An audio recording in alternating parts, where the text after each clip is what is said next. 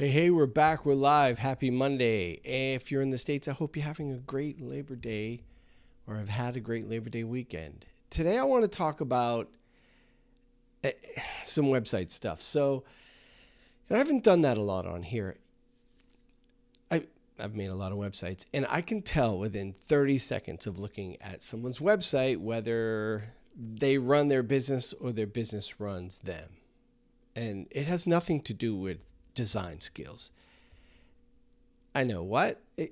Listen, most people think a website and like a website's problems, like when they don't love their website, are about not having enough technical knowledge or design talent or access to having the right platform or the right technical whatever. Sometimes they blame content strategy or their brand. I've made hundreds of websites, and just recently about 100 websites on Squarespace. And I'll tell you, the biggest predictor of business success isn't the website's quality. It's their website approach. So perfectionism, like perfectionists are constantly finding that they spend their months tweaking and usually struggling trying to get everything else done.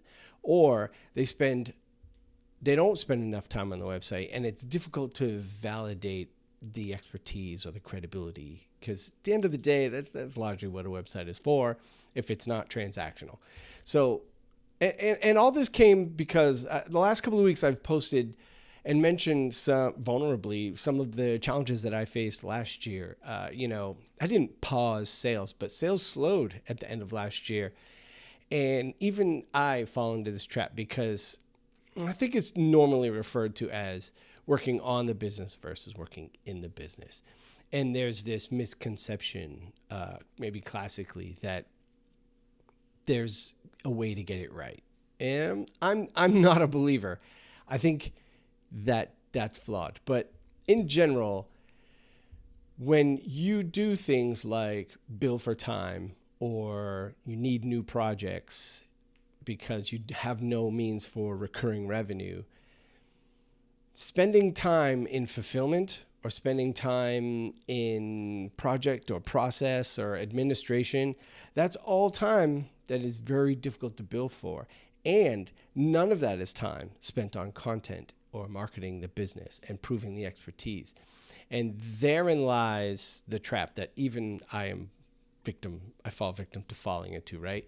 So when I see a website that has a massive mega menu, and I was going to share some examples, but to be honest, I don't think I have to. We've all seen websites with like 10 links, and then each one is a drop down that has tons of links inside of it. That is a clear sign to me that business has no idea who their customer is. Or they do, and internally there's a bunch of conflict as to what the communication priorities are, or their sales funnel is completely unknown. They don't really understand what the sales funnel or the transaction funnel needs to be for that customer journey. And that's what I mean. Like when I see a website like that, I know instantly that business and is running the team instead of that team running the business. And it's not just there. Sometimes we get into redesign because we think we need more traffic. But redesigning a website doesn't get you more traffic. There might be a quick spike after you tell your friends and family that your new website is launched and you get 50 visitors that day, but you're going to go right back to 9 visitors a day. That doesn't actually do that. And it may increase phone calls and conversions, separate issue. You should do that, but it doesn't increase inbound. And adding other features like not just measuring conversions, but adding things like additional copy or expanding the copy or blogging and doing things that have a long tail success that it's proven, but in the short term aren't going to do a lot for the business unless you luck into some amount of virality. So I think and the last one I want to touch on is technical. So sometimes we hire people to create websites for us, and I've seen lots of businesses do this, and that business can't actually make any updates to the business. To the website. Like, they literally can't fix it. They can't add content. If they touch it, they break things, or they add content and it doesn't look like what the other content looks like because there's some sort of secret to how things are styled.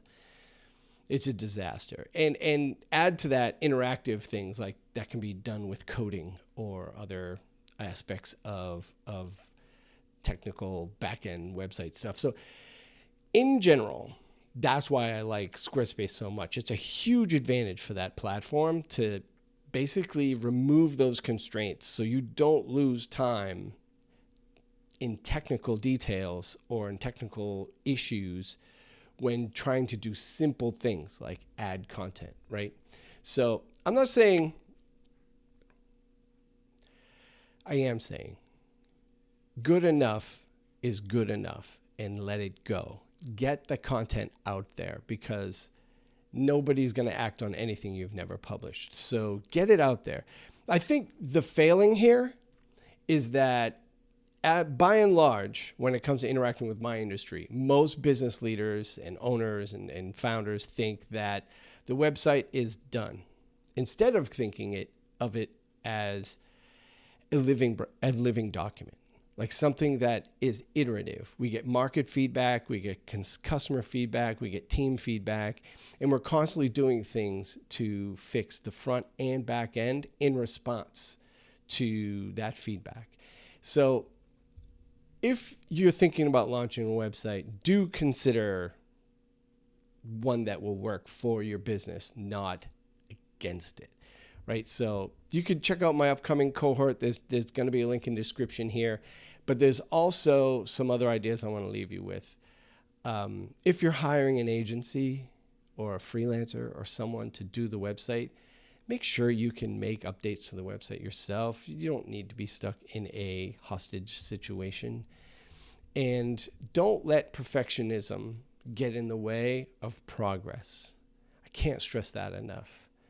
Lots of people, even my customers on the done for you agency, resonantpixel.co, they still will be like, I want to see all the content. I want to prove all the content, which is great. They absolutely deserve that and should.